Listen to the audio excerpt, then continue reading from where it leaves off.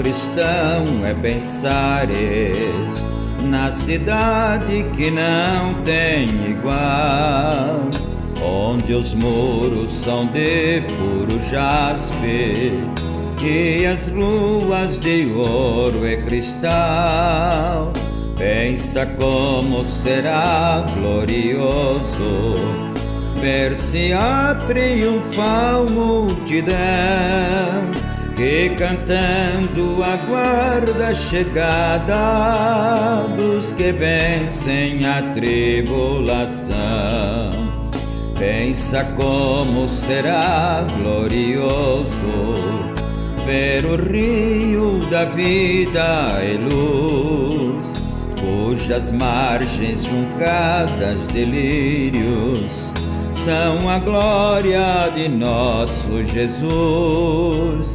Haverá lá perpétua aurora, pois Deus mesmo a iluminará, e o Cordeiro com sua esposa para sempre resplandecerá. Pensa na celestial melodia, que a terra encherá de violar, e das harpas a doce harmonia, ao passar o Jordão se ouvirá. Mesmo em dores que levem à morte, se constante, não voltes atrás. Tua herança, tua eterna sorte, é Jesus o fiel, o verás. Se é glorioso pensar nas grandezas, nos prazeres que acodem aqui, qual será desfrutar as riquezas que esperam os salvos ali. Os encantos do mundo não podem ofuscar essa glória de além. Não almejas viver, ó amigo, nessa formosa Jerusalém.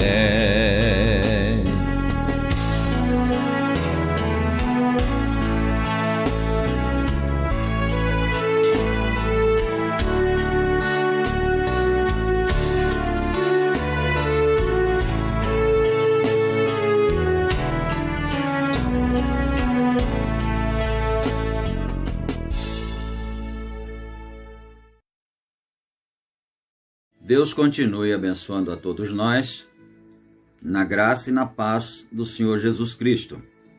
Estamos de volta com mais uma programação, através desse vídeo, onde procuramos levar aos nossos irmãos o conhecimento, a edificação, através da mensagem da Palavra de Deus. E, de início, nós já queremos ler nas Escrituras Sagradas, no Evangelho de Lucas, capítulo 10, versículo 17, onde lemos assim: E voltando os 70 com alegria, dizendo: Senhor, pelo teu nome até os demônios se nos sujeitam. E disse-lhes: Eu vi a Satanás como raio cair do céu. Eis que vos dou poder para pisar serpentes e escorpiões e toda a força do inimigo, e nada vos fará dano algum. Mas não vos alegreis, porque se vos sujeitam os espíritos. Alegrai-vos antes por estarem os vossos nomes escritos nos céus. Até o verso 20, capítulo 10 de Lucas, do verso 17 ao verso 20. E agora eu gostaria de abrir aqui a mensagem. A mensagem é a Era de Sardes, não é? E nós vamos ler aqui. Deixa eu localizar o parágrafo exato aqui. Deve ser o parágrafo 99, né? Nós achamos aqui já no instante. E vamos dar continuidade nesse assunto importante, que é o assunto sobre o livro da vida, né? O livro da vida, que é um assunto bastante interessante para nós. Então, aqui no parágrafo 79, o profeta começa assim: agora, onde este livro está localizado? Lucas 10, 17 a 24. E voltando os 70 com alegria, dizendo: Senhor, pelo teu nome até os demônios se nos sujeitam. E disse-lhes: Eu via Satanás como raio cair do céu. Eis que vos dou poder para pisar serpentes e escorpiões, e toda a força do inimigo, e não vos fará dano algum. Mas não vos alegreis, porque se vos sujeitam os espíritos. Alegrai-vos antes por estarem os vossos nomes escritos nos céus. Naquela mesma hora, alegrou-se Jesus em espírito e disse: Graças te dou, ó Pai, Senhor dos céus e da terra, que escondestes estas coisas aos sábios e entendidos, e as revelastes às criancinhas. Assim é, ó Pai, porque assim te aprouve. Tudo por meu Pai me foi entregue, e ninguém conhece quem é o Filho senão o Pai, e nem quem é o Pai senão o Filho, e aquele a quem o Filho o quiser revelar. E voltando-se para os discípulos, disse-lhes, em particular: Bem-aventurados os olhos que veem o que vós vedes, pois vos digo que muitos profetas e reis desejaram ver o que vós vedes, e não o viram, e ouvir o que vós ouvis, e não ouviram. O livro da vida está definitivamente localizado no céu. Bom, vou parar um pouquinho aqui então, para fazer um rápido comentário. Nós não devemos nos esquecer que quando o Senhor Jesus Cristo os enviou, Ele os enviou em número de 70 discípulos, não é? E esses 70 discípulos, posteriormente, o abandonaram. Na verdade, quando o Senhor Jesus Cristo começou a pregar, declarar a doutrina dele, esses 70 deixaram de segui-lo. Naquele dia, São Pedro disse assim: Senhor, duro é esse discurso, porque ele disse que eles teriam que comer a carne do Filho do Homem e beber o sangue do Filho do Homem, não é? E você sabe que, biblicamente, um cristão ainda hoje é assim, não come sangue, porque no sangue está a vida, não é? E ele disse que era para comer a carne dele e beber o sangue dele. Esse discurso era completamente escandaloso para eles. Eles pensaram, bom, um pastor que está pregando contra a palavra, contra a lei, não pode ser de Deus, não pode ser certo. E aí eles começaram a abandoná-lo, e eles foram indo embora. E esses 70, cujos nomes ele disse que estavam escritos no livro da vida, também foram embora, não é? E o profeta pregou uma mensagem intitulada 3 classes de crentes. E ele disse assim que nos grupos de crentes, de cristãos, existem 3 classes ainda hoje, não é? É a classe do crente incrédulo, é a classe do crente manufaturado e é a classe do crente verdadeiro, o crente genuíno. Então, ele continua: o crente incrédulo de hoje foi representado por aqueles 70 discípulos que, depois de serem pregadores, depois de expulsarem demônios, não conseguiram ter a revelação de quem Jesus era e do que ele realmente estava falando. Aí eles se foram. Essa é a classe dos incrédulos, que se vão logo na primeira discordância, logo no primeiro desentendimento, na primeira dúvida, eles já se vão. Mas aí ficaram as 2 classes, a classe dos manufaturados e a classe dos genuínos. Aí o profeta continua: os manufaturados de hoje, que estão na igreja, são representados por Judas Iscariotes. Porque quando os 70 foram embora, Judas Iscariotes não foi não, ele ainda ficou lá.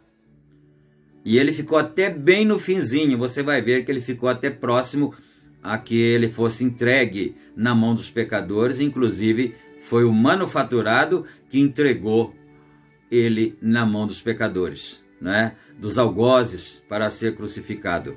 Então, olha só, olhemos isso, né? Aí ficou a classe dos genuínos. E nesse tempo, quando eles estavam todos juntos, foi que o Senhor Jesus Cristo disse que o nome deles estava escrito no céu. Quer dizer, no livro da vida. Mas eu acredito que nós vamos chegar aqui, onde o profeta mostra que esse livro, todos os nomes de pessoas que fizeram parte da ordem religiosa do seu dia, estão escritos lá. Por isso, alguns foram riscados e outros não, né? Mas vamos aqui então, isso foi só uma pausa para um esclarecimento. Então, esse livro está definitivamente localizado no céu e aparecerá no grande julgamento do trono branco.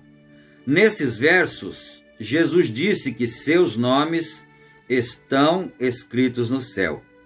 Eles foram escritos no livro da vida, porque este é onde os nomes estão colocados. Jesus estava falando aos 70, verso 17, mas ele estava também falando aos 12, verso 23. Estes todos tinham estado regozijando porque os demônios estavam sujeitos a eles em nome de Jesus. A resposta de Cristo foi: alegrai-vos, não porque se vos sujeitam os espíritos. Alegrai-vos antes por estarem os vossos nomes escritos no céu. Abre parêntese, livro da vida, fecha parêntese, não é? Vocês notarão aqui que Judas era um daqueles que estavam expulsando demônios em nome de Jesus. Mas sabemos que ele era um demônio, o filho da perdição. Judas 6, versos 70 e 71.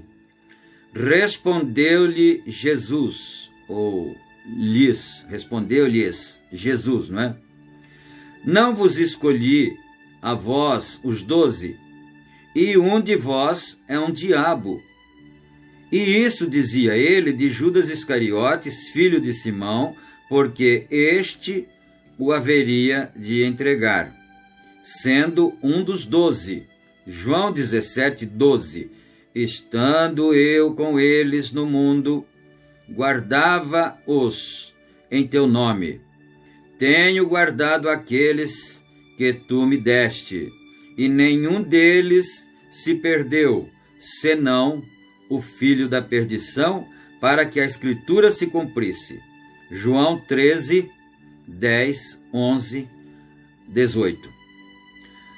Disse-lhe Jesus: aquele que está lavado não necessita de lavar senão os pés, pois no mais todo está limpo.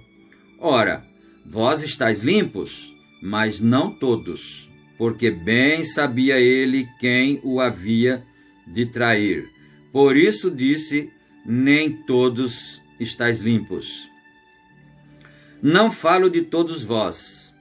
Eu bem sei os que tenho escolhido, mas para que se cumpra a Escritura: o que come o pão comigo, levantou contra mim o seu calcanhar. Ora, se a linguagem significa alguma coisa, no fim das contas, devemos admitir que Judas foi escolhido por Jesus. João 13, 18. No entanto, ele não estava limpo. João 13, 10 e 11. Judas foi também dado a Jesus pelo Pai. João 17, 12. Nota-se aqui que a escolha e a entrega é o paralelo exato como a ilustração de Moisés e Faraó, Jacó e Esaú, porque Faraó e Esaú foram ambos pré-conhecidos. Eles foram predestinados para a ira, enquanto que o fim de Moisés e de Jacó foi a glorificação. 1 Pedro, capítulo 2, versículos 8 e 9, mostra ambos reprovados e eleitos, para aqueles que tropeçam na palavra, sendo desobedientes, para o que também foram destinados, mas vós sois geração eleita. Judas foi contado com os 12 e verdadeiramente tinha parte com eles no ministério anterior ao Pentecostes. Atos capítulo 1, versículo 16 e 17. Varões e irmãos, convinha que se cumprisse a Escritura que o Espírito Santo predisse pela boca de Deus, Davi, pela boca de Davi, acerca de Judas, que foi o guia daqueles que prenderam a Jesus, porque foi contado conosco e alcançou sorte nesse ministério. A parte de Judas, ou seja, a parte que Judas obteve entre os 12, depois perdeu, não foi nem inferior à dos ministros e dos outros 12. Nem foi também um ministério estranho e satânico introduzido no meio dos ministérios dos outros. Atos, capítulo 1, versículo 25. Para que tome parte nesse ministério e apostolado de que Judas se desviou para ir para o seu próprio lugar. Ele estava falando aqui sobre Matias, que ia tomar o lugar de Judas, não é? Foi para o seu próprio lugar. Judas, um diabo, perdeu um ministério no Espírito Santo dado por Deus, e se suicidou, indo para o seu próprio lugar. Seu nome estava mesmo no livro da vida, mas seu nome foi riscado. Ora, antes de continuarmos este assunto sobre Judas, voltemos ao Velho Testamento e vejamos Deus fazendo a mesma coisa em Gênesis, capítulo 35, versículo 23 a 26. Os filhos de Jacó eram 12. Esse assunto é importante, como todos os demais, mas é bom prestar bastante atenção, não perca isso não é? Então, os filhos de Jacó eram 12 em número, e seus nomes eram os seguintes: Rúben, Simão, Levi, Judá, Issacar, Zebulon, José, Benjamim, Dan e Naftali, Gade e Azer. Esses 12 filhos formavam as 12 tribos de Israel, com a exceção de José, que não teve uma tribo com o seu nome, porque na providência de Deus havia de ser 13 tribos. E os 2 filhos de José receberam a honra de formarem a 12ª e a 13ª tribos. Vocês sabem, então é bom nós fazermos uma pausa aqui, não é? O profeta disse que na providência divina deveriam ser 13 tribos. Né? Eu não saberia explicar isso, pelo menos de momento, de imediato assim. Por que deveria ser 13? Mas o profeta acabou de dizer que na providência de Deus devia ser 13. Mas eram 12 filhos. Então o que aconteceu? José foi vendido para o Egito e ele não teve uma tribo, né? Ele não foi chefe de uma tribo, porque os 2 filhos dele haveriam de obter a honra de receberem uma tribo cada um. Então eu estou fazendo essa explanação rápida para os irmãos atinarem e não perderem o fio da meada, né? Então vamos aqui. Naturalmente que isso era necessário, pois Levi foi separado por Deus para o sacerdócio. Estou começando a entender. Glória a Deus. Por que tinha que ser 13? Porque Levi não ia poder tomar conta da tribo. Ele teria que ficar sendo o sacerdote. A tribo dele seria a linhagem dos sacerdotes, né? A tribo sacerdotal. Então está aqui, né? Seria separado por Deus para o sacerdócio. Assim, quando Israel deixou o Egito e Deus lhes deu o tabernáculo no deserto, encontramos a tribo de Levi ministrando às 12 tribos de Ruben, Simão, Issacar, Judá, Zabulon, Benjamim, Dan, Naftali, Gade, Azer, Efraim e Manassés. A ordem dos nomes dos exércitos é essa em Números 10, 11 a 28. Não há menção de José e Levi, mas quando olhamos em Apocalipse 7, do verso 4 ao verso 8, onde diz: e eram 144.000 assinalados de todas as tribos dos filhos de Israel, e nomeia-os assim. Vamos agora prestar atenção nisso, nesses segredos, não é? Judá, Ruben, Gade, Azer, Naftali, Manassés, Simeão, Levi, Issacar, Zabulon, José, Benjamim. Então agora José está contado. Estamos de volta às 12 tribos com Levi e José, nomeados entre elas, mas com Dan e Efraim faltando. Agora aqui em Apocalipse estavam incluídos a tribo sacerdotal de Levi e a tribo de José, o nome deles, mas estava faltando esses 2 aqui, ó, Dan e Efraim. Agora, levanta-se a pergunta: por que são omitidas essas 2 tribos, a de Dan e Efraim, não é? A resposta está em Deuteronômio 29, 16 a 20. Porque vós sabeis como habitamos na terra do Egito, e como passamos pelo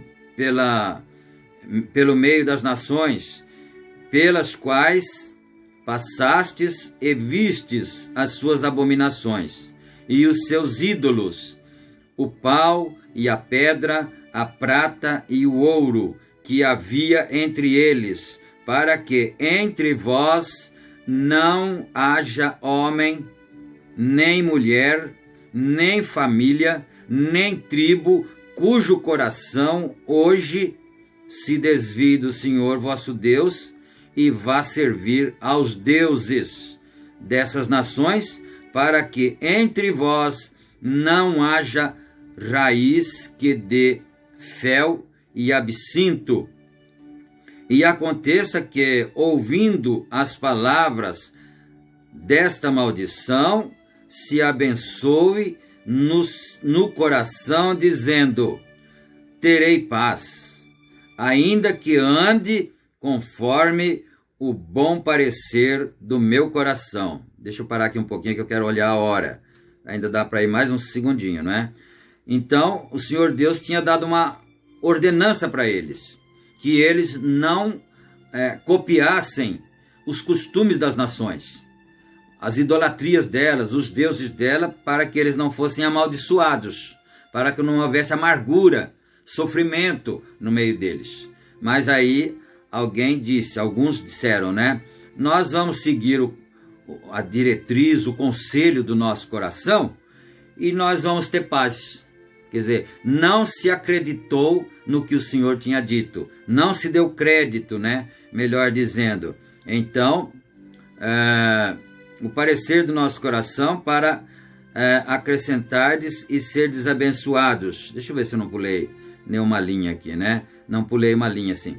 Terei paz. Ainda que ande conforme o bom parecer do meu coração, para acrescentar a sede, a bebedice, o Senhor não lhe quererá perdoar, mas então fumegará a ira do Senhor e do seu zelo sobre o tal homem. Toda maldição escrita nesse livro jazerá sobre ele, e o Senhor apagará o seu nome de debaixo do céu. Aqui se encontra pronunciada a maldição contra a idolatria ou fornicação espiritual. A tribo que se voltava à idolatria, seu nome era tirado, e a história das duas tribos cujos nomes foram tirados por causa da idolatria se encontra em 1 Reis 12, 25, 30. E Jeroboão edificou a Siquém, no monte de Efraim, e habitou ali. E saiu dali e edificou a Penuel, e disse Jeroboão: agora tornará o reino à casa de Davi, se esse povo subir para fazer sacrifícios na casa do Senhor em Jerusalém. Vocês estão observando que ele edificou aquele altar lá para que o povo não fosse para Jerusalém adorar. Isso era um espírito político-religioso. Ele disse: se eles forem adorar lá, o coração deles vai ficar propenso a gostar do rei Davi e vai me abandonar, e talvez eu perca o meu reino. Essa foi a razão, não é? Então, e vá a Jerusalém, e o coração desse povo se tornará para o seu senhor, a Reoboão, rei de Judá, e me matarão, e tomarão a Reoboão, rei de Judá, pelo que o rei tomou conselho e fez 2 bezerros de ouro, e lhe disse: muito trabalho vos será subir a Jerusalém. Vês aqui teus deuses, ó Israel, que te fizeram subir da terra do Egito. Pôs um em Betel e colocou o outro em Dan. E esse feito se tornou em pecado, pois que o povo ia até Dan, cada um a adorar. Oséias capítulo 4, versículo 17. Efraim está entregue aos ídolos, deixa-o. Amém. Nós vamos parar aqui por causa do tempo ali que já está dando, né? Nós chegamos ao parágrafo 81, né? Foram poucos parágrafos, mas é que os parágrafos são extensos, né? Parágrafo 81. Mas o assunto é muito importante para o nosso aprendizado. Se você não conseguir captar da primeira vez, escuta de novo. Escuta outra vez, porque aqui está na íntegra, do jeitinho que o profeta falou, não é?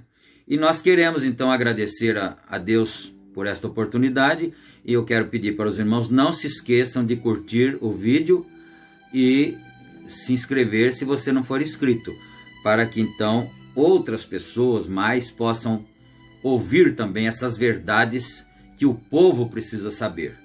Deus abençoe a todos, no nome de nosso Senhor Jesus Cristo. Amém.